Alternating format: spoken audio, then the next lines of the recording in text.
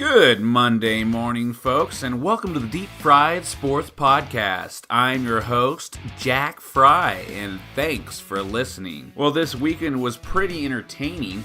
We had a great golf tournament, which Brooks Koepka won, barely, holding off Dustin Johnson until the very end. And of course, we had the Preakness Stakes, the second leg of the Triple Crown running of horses. War of Will won the Preakness Stakes, but the real story was not the winner. Once again, we had a funny story in the race. It was Boat Express, who threw his jockey right out of the starting gate and continued to run the race on his own, jockeyless. How entertaining was this? This horse was the people's champion. He had no jockey and he decided, you know what? I still like to run. I'm just gonna go. He was running close to the end of the pack, would catch up, fall behind, catch up, fall behind. When the track horse or the chauffeur horse tried to corral him during the race while he was towards the end, you could see, to put in perspective, how fast these horses really are, and he just ran away from that track horse. It was amazing. There was no corralling that horse at that point. That horse was born to run. Who does not love a horse running his race on his own? Of course, in the basketball world, last night the Raptors beat the Bucks 118 to 112 in Toronto. That took 2 overtimes. Friday night the Bucks demolished the Raptors. We don't even have to talk about that game. And in the Warriors series, Warriors went up 3-0 in that series with a big win in Portland. It wasn't even close. But let me get to this. Have you ever noticed how some people in life just mosey along? They're completely able to work hard and get ahead, but choose not to.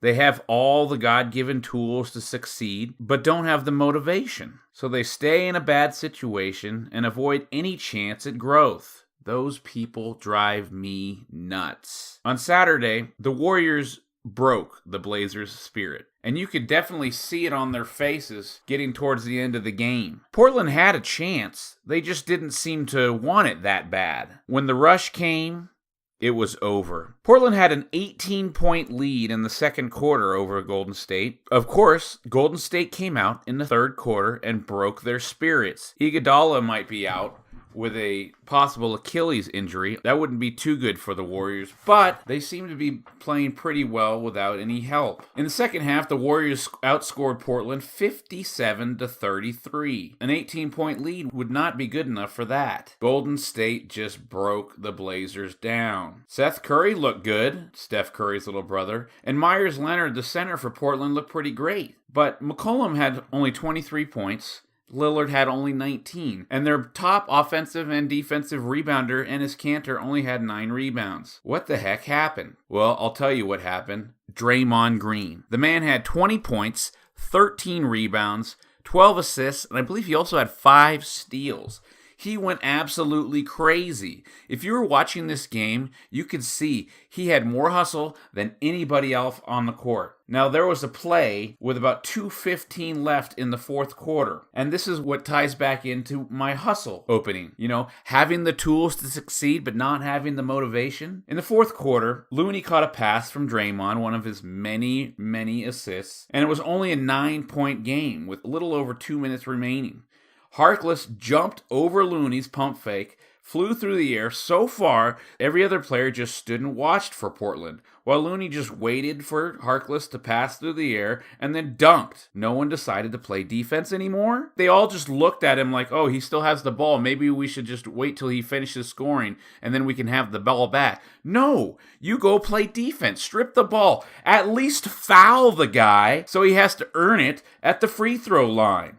There was no effort right there. You got 2 minutes left. It's a 9-point game. If you stop him from scoring right there and get the ball back, you could have a 4-point swing. You could be down by 7 or maybe even 6 if you make a 3-pointer. But it just looked like Portland had no fight left in them. Over 2 minutes left, down by 9, you still have a chance. Curry had 36 points, 6 rebounds, 3 assists. Clay had 19 points, 5 rebounds, 5 assists. And this game was just, you could see it. You could see it on Portland's face. They had that 18-point lead in the second quarter. Warriors came out in the third, and the barrage came. You could see it on their face. They had just given up. They just knew. There was no way that they could win this game. Last night in the Bucks-Toronto game, the Raptors had control almost the entire game. The Bucks' only lead was 2-0 in the first quarter at the beginning of the game until, I believe, the first or second overtime.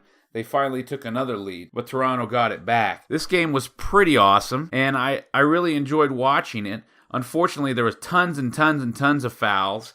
Lots of guys fouled out. I believe Ibaka fouled out, Powell fouled out, and then Giannis eventually fouled out. And once he fouled out, it was like, I don't think the Bucks can pull this off in Toronto. George Hill had 24 points off the bench, and Malcolm Brogdon, their point guard for Milwaukee, had 20. But Middleton only had 9 points, and he's kind of just disappeared in the playoffs as of late. For Toronto, Siakam had a great 25 points. He had a huge block towards the end of the game that helped to seal the win. Powell had 19, but Lowry only had 11, and he's been very, very inconsistent. So, the Bucks, I still think they're going to win this series. It might just take 7. But Toronto has had to work extremely hard to get that win, and they played their best basketball in Game 1 and still lost. So I just see this as the home team winning every single game. So Bucks win in 7 at home with the home court. In 7 of 11 playoff games before last night, the Bucks have led by 20 or more. That's pretty amazing in the playoffs when these teams are all extremely good. We'll have to see what happens for the rest of the series. I have to say, good job, Toronto. You looked really good. Sorry, Portland, you looked really bad. Last but not least, the PGA Championship was awesome.